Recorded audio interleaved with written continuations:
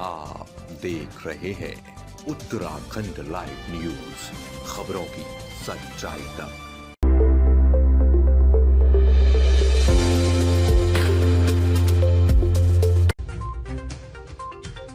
पर्यटन नगरी मसूरी में इन दिनों अवैध निर्माण की बाढ़ आ गई है।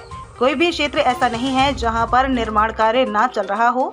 वहीं लोकसभा चुनाव के दौरान संबंधित विभागों के अधिकारियों की चुनाव ड्यूटी के चलते से अवैध निर्माण कार्य किए गए। आवासीय भवनों के साथ ही व्यावसायिक रूप से संचालित हो रहे भवनों में निर्माण कार्य किया जा रहा है। हालांकि 15 दिनों से विभागों के अधिकारी चुनाव ड्यूटी में तैनात थे, लेकिन जब आज हमारे संवाददाता द्वारा इस बारे में अधिकारियों से वार्ता की गई तो उनका कहना था कि अवैध निर्माण किसी भी रूप में बर्दाश्त नहीं किए जाएंगे और ऐसे व्यक्तियों के खिलाफ सख्त कार्रवाई की जाएगी। बताते चले कि पर्यटन नगरी मसूरी में व्यावसायिक भवनों के निर्माण पर सर्वोच्च न्यायालय द्वारा प्रतिबंध लगाया गया है, लेकिन उनके बावजूद भी लोग आवासीय रूप से मानचित्र स्वीकृत करवाकर उसको होटल में तब्दील कर देते हैं, जो कि नियमों के विरुद्ध है। वहीं मसूरी में ओल्ड टिहरी बस स्टैंड और जैन धर्मशाला के निकट अवैध रूप से बने होटल में नियमों के विरुद्ध अवैध निर्माण कार्य युद्ध स्तर पर किया जा रहा है। वहीं पर्यटन नगरी मसूरी भूकंप की दृष्टि से भी अति संवेदनशील है। ऐसे में यदि इसी प्रकार से निर्माण कार्य जारी रहे तो जानमाल की भारी हानि हो सकती है, जिसको लेकर पर्यावरणविद भी चिंतित है।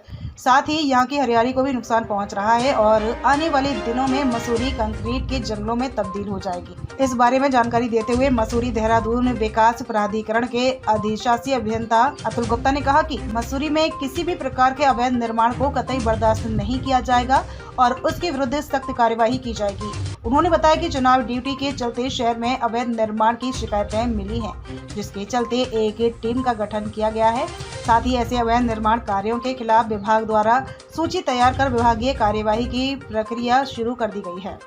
अभी आपको जैसे पता ही है कि विगत दिनों लगभग 10-12 दिनों से चुनाव में सब लोग ड्यूटी लगी थी। यहाँ तक कि मसूरी के बाबू की, दोनों सुपरवाइजर की, जेई की, ए की, सभी लोगों की चुनाव में ड्यूटी लगी हुई थी।